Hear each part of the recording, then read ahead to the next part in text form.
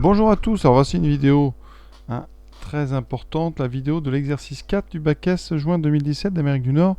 Donc c'est un exercice, on va dire, très compliqué sur la géométrie en espace, très compliqué non pas par les questions, mais par son côté géométrique dès le début du texte. Donc on va parler du théorème du toit, d'un deuxième théorème sur des intersections de faces parallèles, et tout ça sur un dessin d'une véranda avec une zone éclairée et une zone ombragée, assez difficile à imaginer. Donc pour ça, on va travailler avec GeoGebra. Vous allez voir, c'est très dynamique.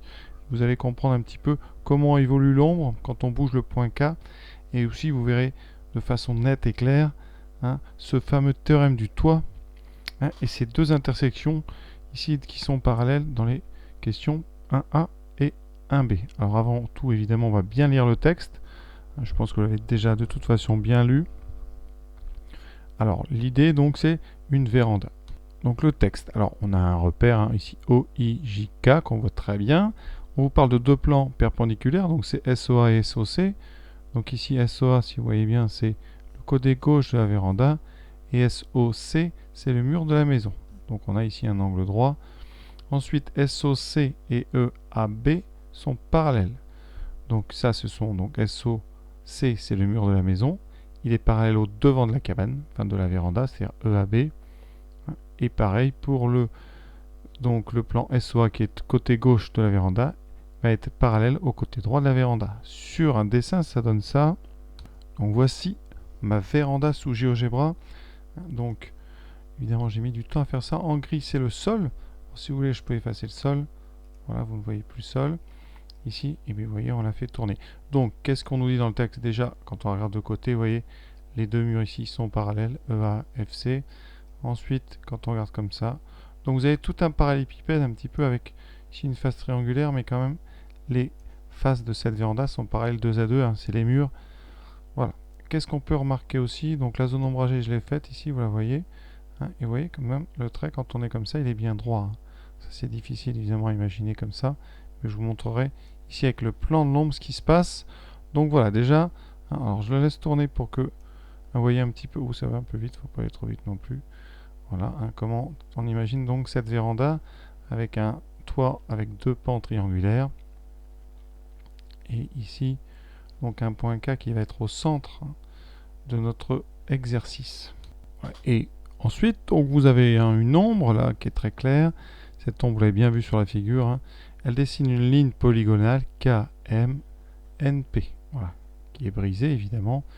Et qui selon, si on tourne notre véranda, on voit bien qu'elle fait c'est une intersection du plan avec notre véranda.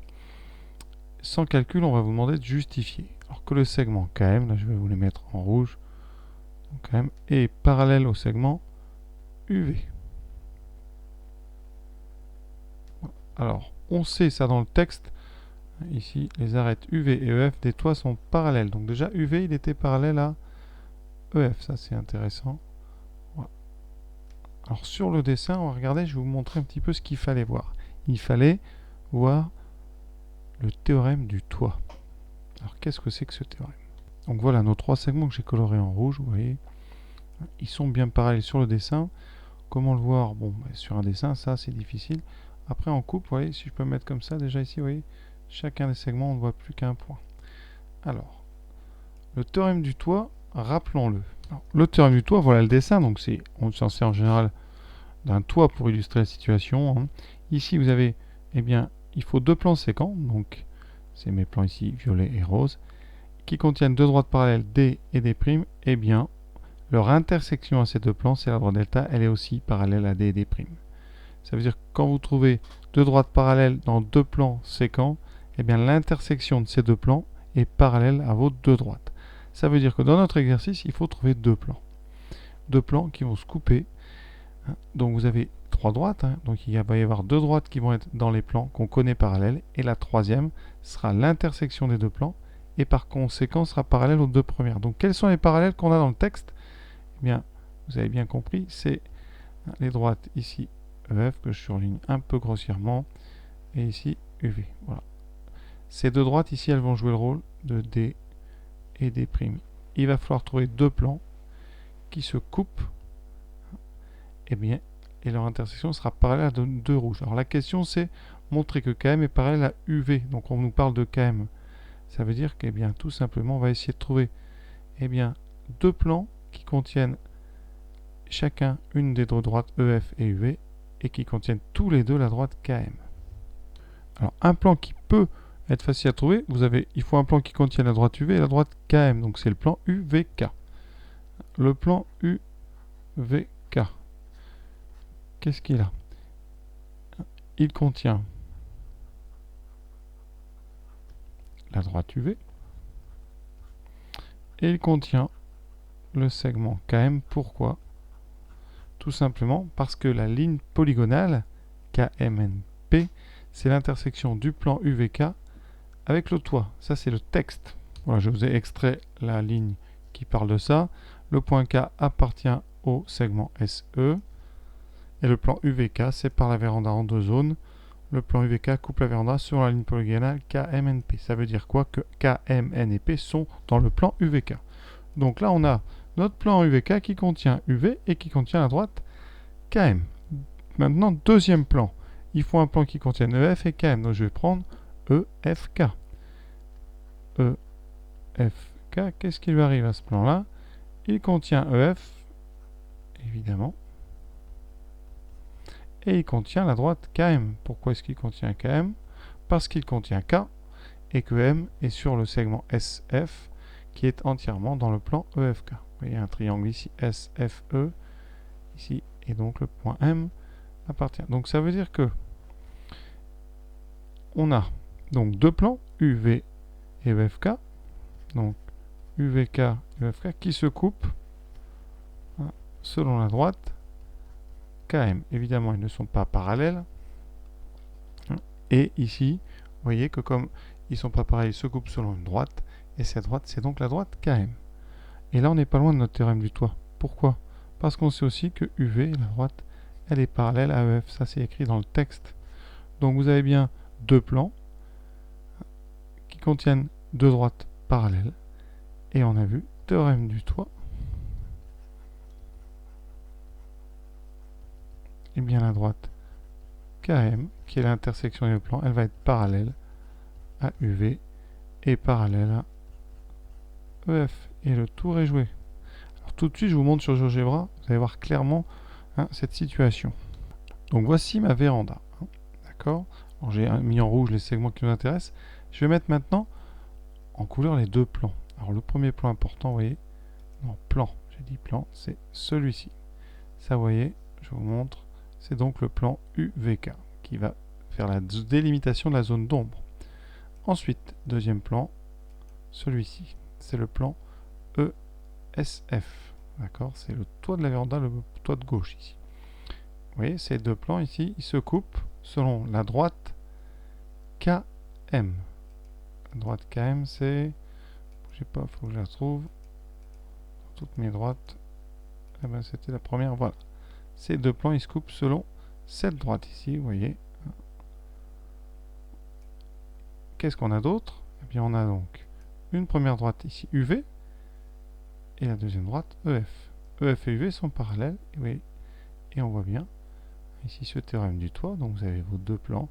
Je peux vous le montrer dans tous les sens, voilà. Et on voit bien le parallélisme. Donc on a nos deux plans séquents.